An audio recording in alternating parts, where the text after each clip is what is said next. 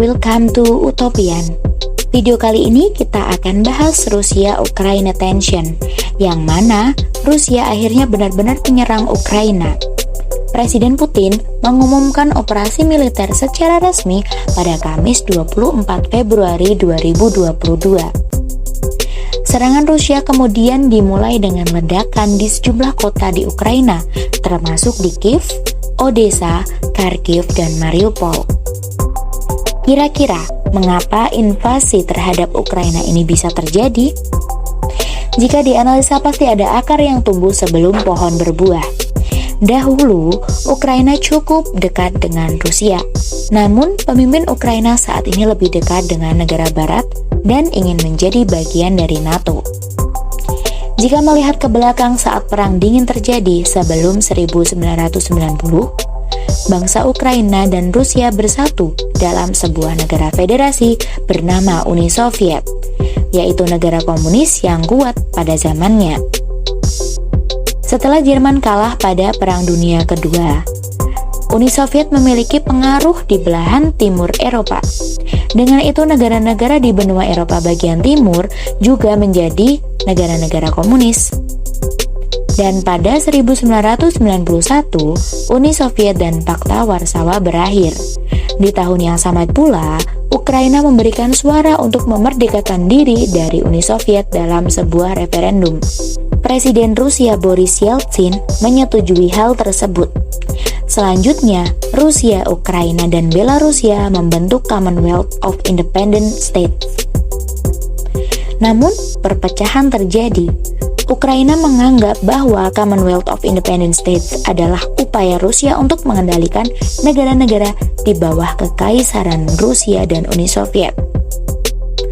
Pada Mei 1997, akhirnya Rusia dan Ukraina menandatangani perjanjian persahabatan. Hal tersebut adalah upaya untuk menyelesaikan ketidaksepakatan. Rusia diizinkan untuk mempertahankan kepemilikan mayoritas kapal di armada Laut Hitam yang berbasis di Crimea, Ukraina. Rusia pun harus membayar Ukraina biaya sewa karena menggunakan pelabuhan Sevastopol. Hubungan Rusia dan Ukraina memanas lagi sejak 2014. Saat itu muncul revolusi menentang supremasi Rusia. Masa anti-pemerintah berhasil melengsarkan mantan presiden Ukraina yang pro dengan Rusia, yaitu Viktor Yanukovych.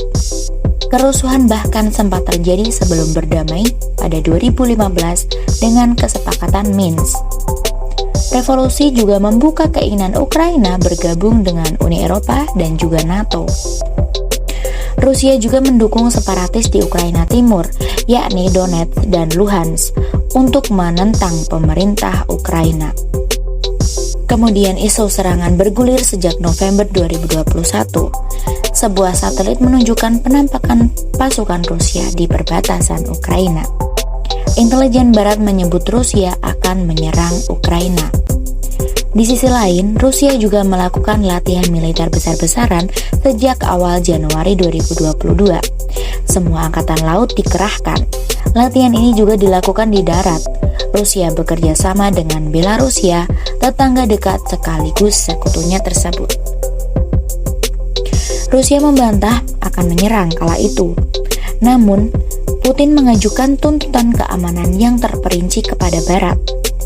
Salah satu poinnya meminta NATO menghentikan semua aktivitas militer di Eropa Timur dan Ukraina. Rusia meminta aliansi tersebut untuk tidak pernah menerima Ukraina atau negara-negara bekas Soviet lainnya sebagai anggota NATO. Invasi Rusia ke Ukraina tidak hanya sebatas perang ataupun perebutan kekuasaan dan teritorial semata. Ada faktor sejarah, ekonomi, politik, dan berbagai faktor lain yang menjadi penentu hadirnya Rusia di teritori Ukraina. Begitulah, dimanapun agresi, invasi, intervensi militer tidak pernah dibenarkan. Namun, negara superpower juga tidak akan tinggal diam apabila mendapat sebuah ancaman. Sekian video dari Utopian, see you to next video.